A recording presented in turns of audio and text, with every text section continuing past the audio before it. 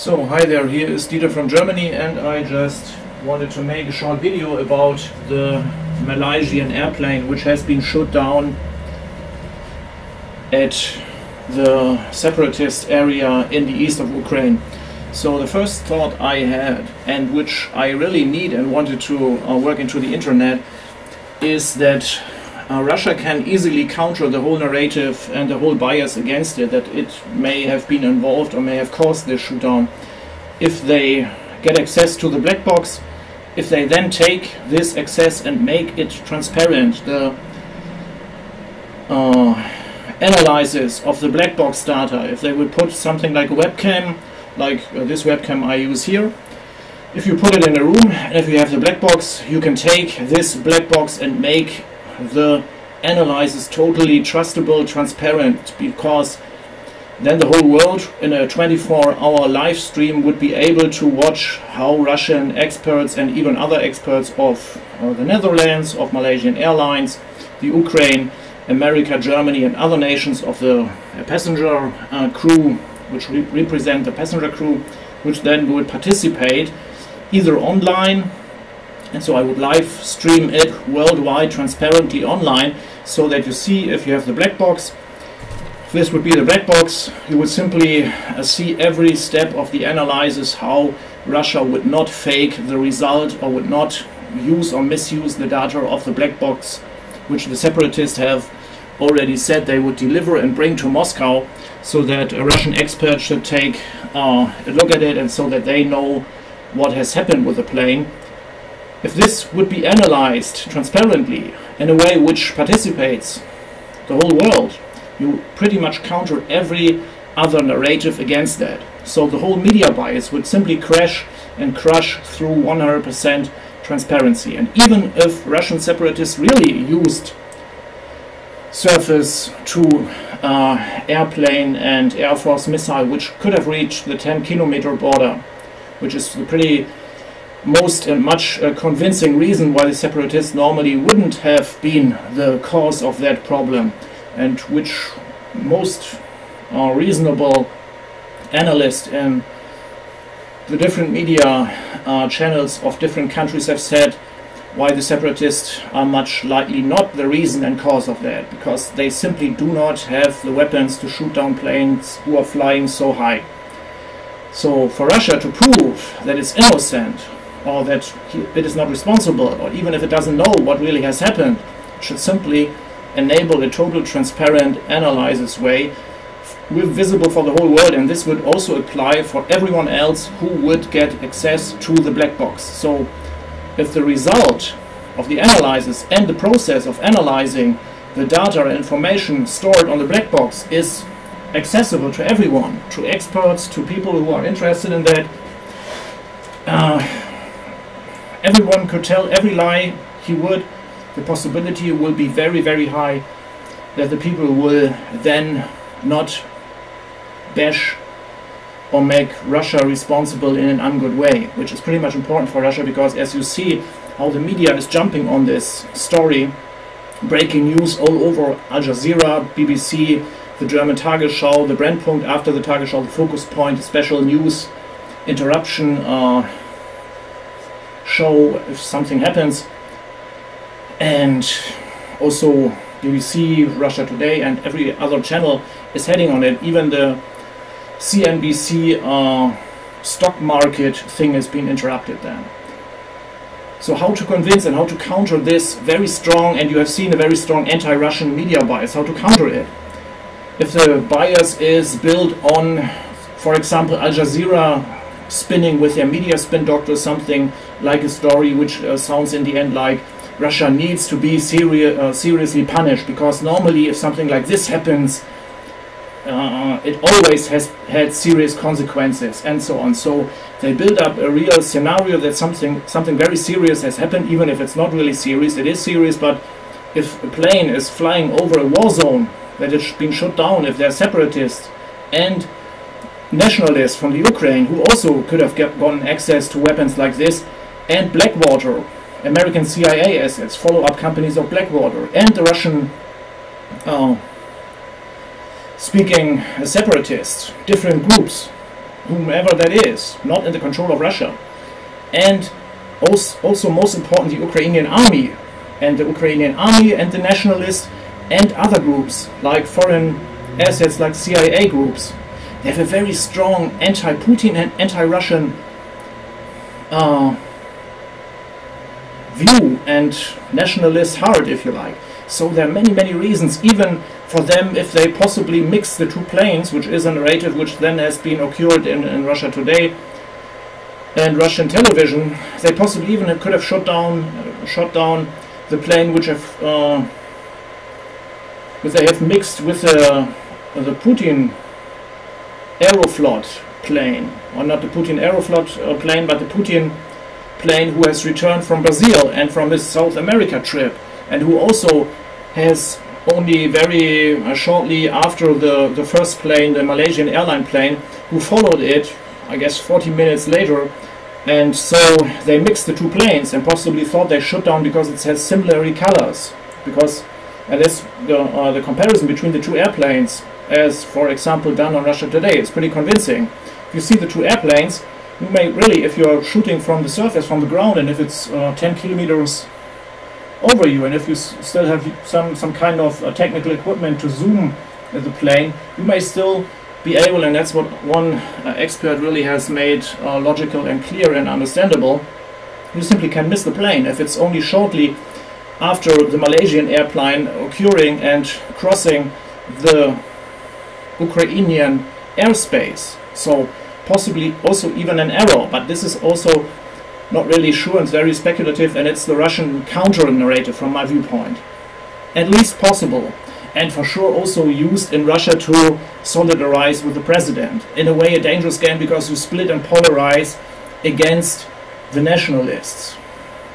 Despite the fact that the nationalists in the West Ukraine, and also who are still part of the new government, that they really are against Russia, and they really are nationalistic and in a way fascist. And so the term junta, which is used, is really describing and is precise according to the part of the new government which is still containing Svoboda, the nationalists, and so on, and even the concrete persons who have been in the first regime change and not really justified and elected government after Yanukovych, who have been part of that government. So they are still involved in the new government too.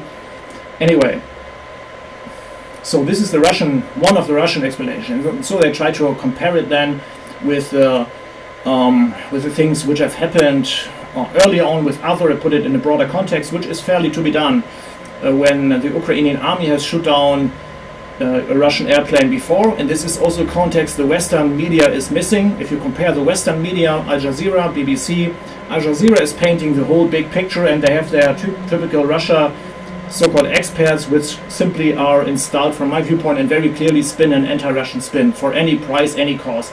So they put it very fast into the context that Russia has made a very evil mistake. For whatever reason, Russian separatists or Russia itself should do that, because it would be the most stupid thing, I guess, for Russia or for the separatists to shoot down an airplane, which is a civil airplane. If they do it by error, why should they do so? It's flying 10 kilometers over the ground. And if you have these sophisticated weapon, you wouldn't see that this is a civil airplane. I guess you could see it like this. And also another story is that people possibly thought that the plane would be a plane which is spying over the Ukraine and which has sophisticated radar and something like that in it. And so maybe the nationalist group or the Ukrainian army shoot it down for whatever reason and whatever consequence, because they know that they own the Western media narrative. And this is what is being played out very consequently in the BBC, who painted the narrative that the Ukrainian president said this and this and this. And so they use the terminology they've used before, terrorists instead of separatists. The president has said is then the narrative which they had put into their pictures, into their display. So in the ticker the news are running, and so you choose the wording then, and over the ticker you find these the title, if you like, of the video you see, of the film you see, of the report you see, and there it's it's presented like the official and for that reason true whole story, even if it's pure speculation what Poroshenko has said. And Poroshenko very shortly after the news have been come out said that it needs to be done by the Russian separatists using a Buk 70 or something like that, a Russian surface-to-air sophisticated missile with 4 missiles then, which have shot down from their viewpoint, even without any analysis, without any information of the black box or whatever, and without any military intelligence information. The Ukrainian president already knows what has happened, so this should make you very suspicious, I guess. And it's very clearly from the BBC and also from the German Tagesschau, who then mixed some speculation under it. Then they said, oh well, in the internet a Twitter account has brought up a video 10 minutes before this incident happens, before the plane has been shot down, where they already have said that they shot down a plane. And then miraculously the video has disappeared, and so they blamed it on the separatists, even if any crazy person worldwide could have put on a video, and even if they didn't really confirm then which kind of plane shoot down it has referred to, this separatist tweet.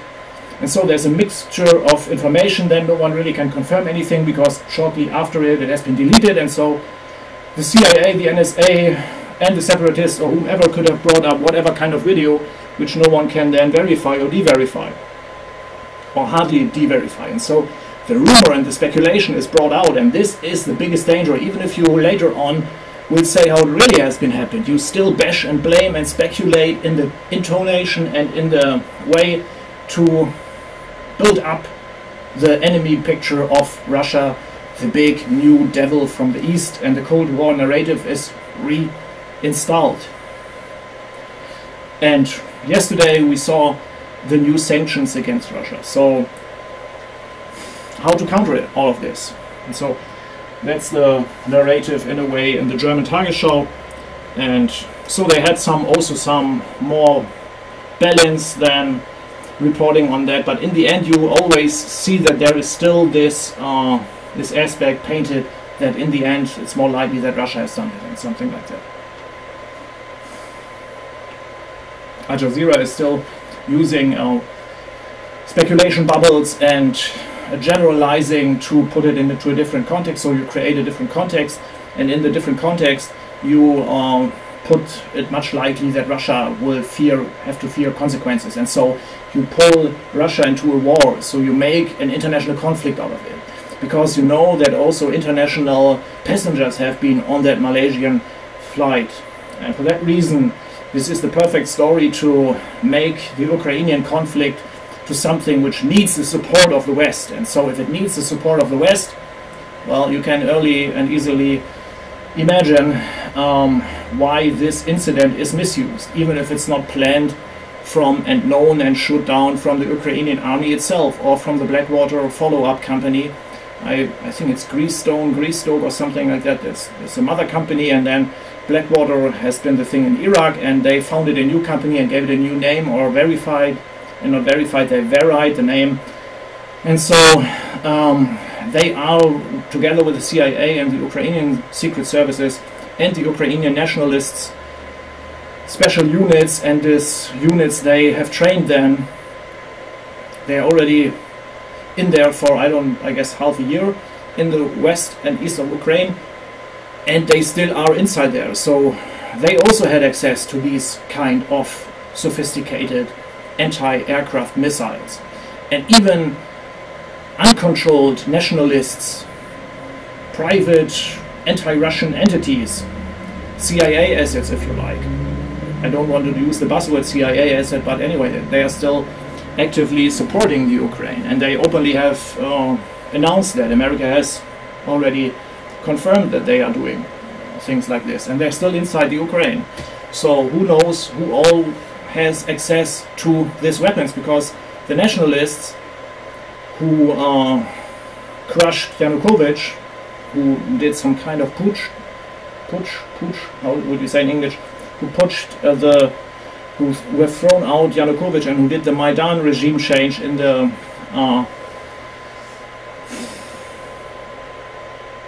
I don't know, which week of March or April it has been, but anyway, so who have kicked out Yanukovych in this illegal regime change thing, where they had these protests and where they brutally have fought them and they took the buildings and so on.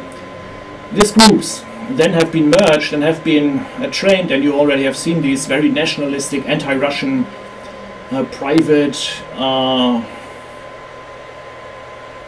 security company trained units. They robbed military equipment, they broke into military storage places, and even also other independent, more criminal entities. So who knows who exactly could have had something like these weapons. And so it's the best possibility is to put all the data you get from the GPS and from the satellite surveillance of the Ukraine, every Russian military data, and you fully make it transparent. And also, which is most important, the concrete process of taking the black box and putting it on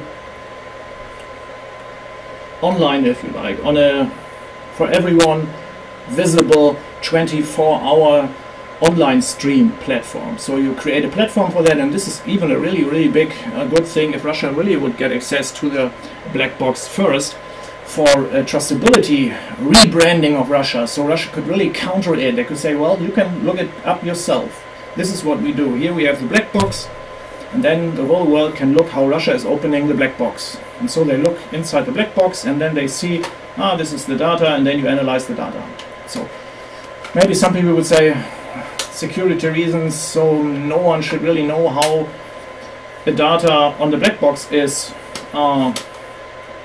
encrypted or something like that. And so if you would make it public, the possibility is high that criminal terrorist entities would possibly copy the way, and then they could fake the whole black box if they would shoot down a plane and if they don't want to be caught or whatever.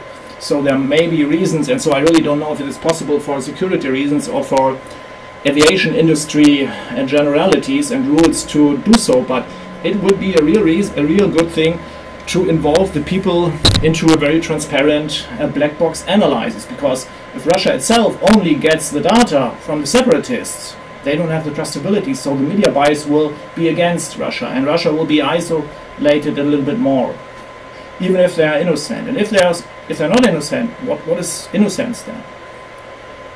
I would even do it in a transparent way if I would know that there has been a mistake from the Russian separatists or from whomever, because then you say, well, this is what has happened, and so they made a mistake. And Russia still is not directly involved in that, and even if some Russians have supported it. And so Russia would say, well, this is a war zone, and everyone needs to know that we also, or some Russians support other Russians inside the east of the Ukraine. And so if Russia has no idea what is on the black box, maybe they need to take the risk.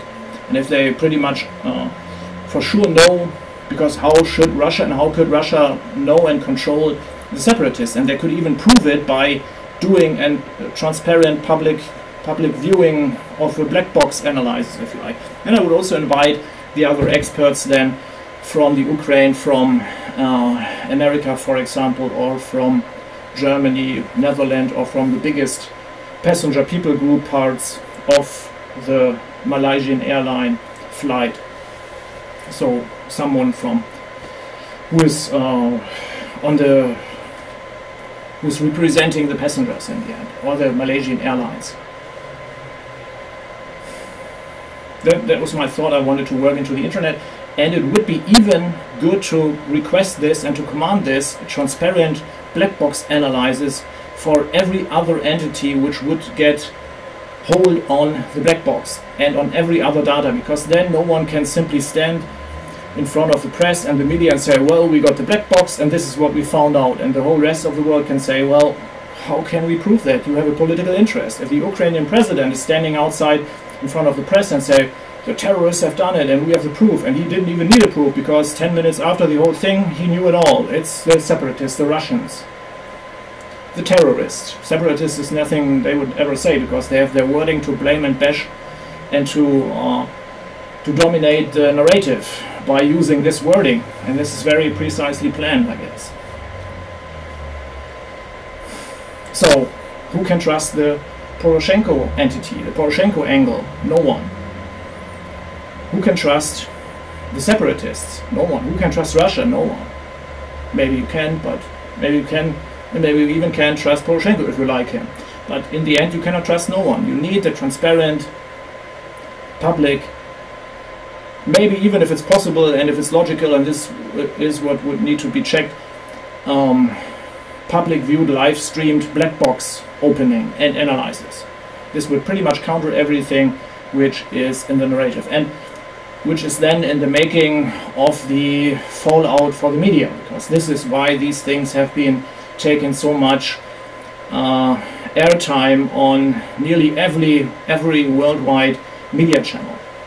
And so if you compare the different Western media, you very clearly see that there is a narrative which is with variations dictated through the political influence of America against Russia. And that's very sad to be seen, but it's a little bit more open this time. And so maybe even, and that's the last and third important thought, first important thing is that Russia and every other nation should make the black box analysis process public, live streamed, transparent as possible, even involving the rest of the world. Second thing is that the media bias needs to be countered, which has been done nearly from every Western and also from the Russian angle. But Russia today at least has been pretty open. They also took the narrative from the Russian television a little bit into it, but anyway, they have to counter, and they're a state television, their job is to counter it. And if they are still balanced in that, that's fair to be said. And so, but anyway, you need to have a clear analysis of the different ways in abstracting how the media narrative is built, how it is done, and how the generalization and how the spin has been spinned of every media outlet, if you take this example. Because an airplane crash is a classical example of shifting the media narrative. And in this case, you can clearly see that there is a bias, that there is a manipulation spin in that, or an interpretation direction. And so the third thing is, this incident, if played out well diplomatically and strategically, is the perfect incident to simply get at least a ceasefire, at least access from international observers, and this is what Russia and also others can command, to the fought area, and for that to stop the whole conflict, and possibly even to say, well, this is tragically happening and this should shock us so much that we end the conflict here and we negotiate a more independent republic, Lugansk and Donetsk, and for that we end the civil war, because many more people, and in this case 290 people too much, have died cause of accident, cause of anti-Russian mixture of the plane, because they wanted to kill Putin or mixed it, or because of the hate of Russia, the hate against Russia from the nationalists who got the weapons there,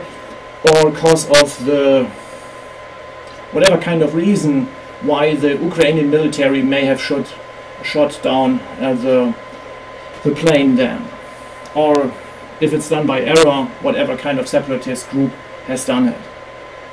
And so the death and killing of innocents is the classical end point, because it simply shows how ridiculous this whole story has become, how unnecessary the blood shed is.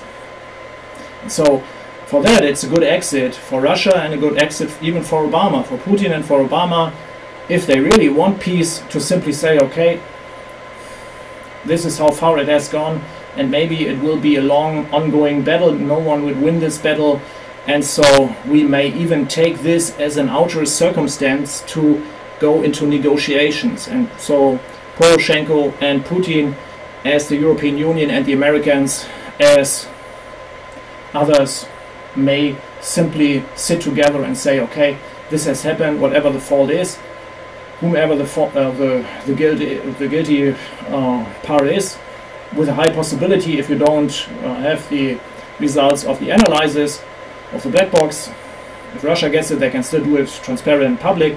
And so it would also put some pressure on Poroshenko and others, which could be a reason to simply end this whole thing. And Russia will know if it's involved, or the separatists, they may know if they're involved, but who knows if they really control them.